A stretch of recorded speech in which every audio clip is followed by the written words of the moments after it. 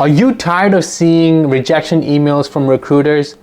I've been there and I've struggled, and being in a new country as an international student, doing your master's, finishing your MBA, and actually going into the job search, it's dreadful when all that you're getting is rejection emails.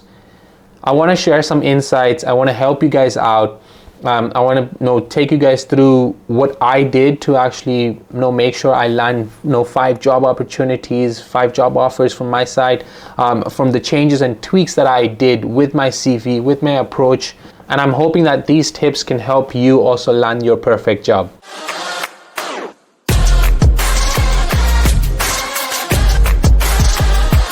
There are so many people giving advice on recruitment and just CV reviewers, talking about a whole lot of stuff, and you don't know where to start because the more you research, the more confused you get as a job applicant.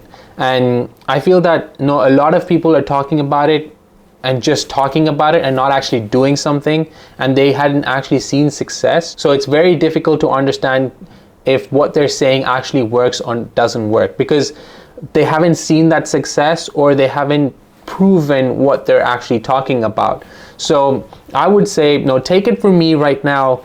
I'm only talking about things that worked for me. I'm only talking about things I did, and I saw some change and I saw success. Because if you just look at the screen now, you'll see that these are the rejection emails that I got. And from rejection emails, I also started making some tweaks and changes. And then finally, I was able to also get emails from recruiters as such, where they're reaching out to me, looking at my profile and actually saying that, we saw your profile on so-and-so website or LinkedIn, and then we want to reach out to you because we feel that you'd be good for this role. Do you want to apply?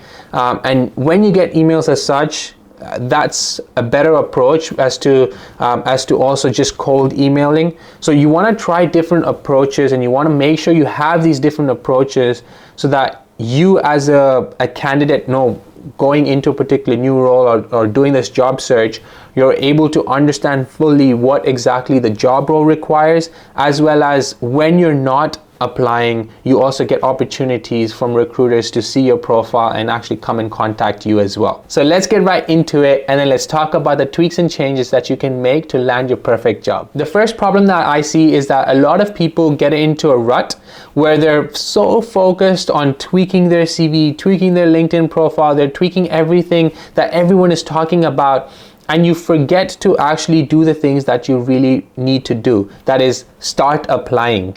So start applying. Getting feedback is important.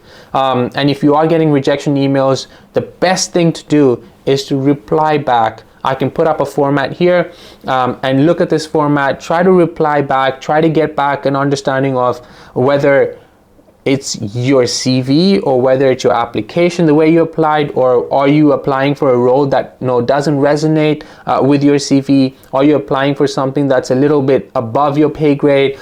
So try to understand these things, and maybe your experience doesn't quite meet the requirements. So all these things need to fall into place to actually land that perfect job. So for you to understand these things, the only way you can understand is by getting feedback. Polite replies to rejection emails, and then getting to understand what the process is and why you were disqualified or eliminated from the interviewing process.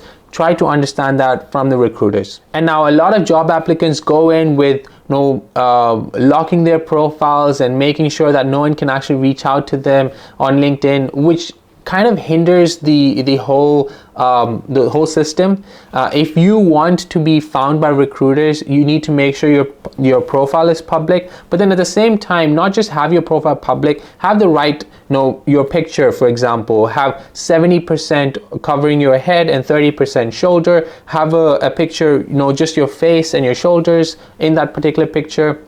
Make sure you have a nice cover picture, having a call to action of what your mission or your vision is for your career, or something that you're passionate about. Put in all those details. Have things that will make you stand out. If they landed on your profile, they want to contact you. LinkedIn allows you the opportunity to choose 3 skills. Choose wisely and choose the top skills that you actually have. and don't try to bluff things. So here are some settings that you can change on your LinkedIn profile so that you can make your profile visible to recruiters, and so recruiters can actually see your profile and contact you. The next thing that kind of hinders you is not being consistent in your applications. You apply to one job on 1 week and then you you just rest for another couple of weeks and then you apply to another job. That's erratic approach to actually applying for jobs is not going to help you. So you really need to focus in and be consistent. Try to take some time. Keep a target for yourself of 3 to 5 applications a day. If you're fully looking for a new job change, then you have to spend the right amount of time to not just tweak your CV and tweak your profiles, but make sure that you're applying and you're actually sitting down to apply for job roles. Once you set your benchmark as to 3 to 5 applications a day, things get much easier. You can club companies together. A lot of people think that you need to tailor all your CV to that particular job role that you're applying for. I applied for 600 jobs in a span of 1 month, and it was impossible for me to go and tailor my CV to every application. So what I did was, if for example you really want to apply for FAANG companies, this is Facebook, Amazon, Apple, Netflix and Google. So if you want to apply to these companies, what you ideally want to do is to make sure that you look at the job roles that you're applying for. So let's say you want to apply for a project manager role.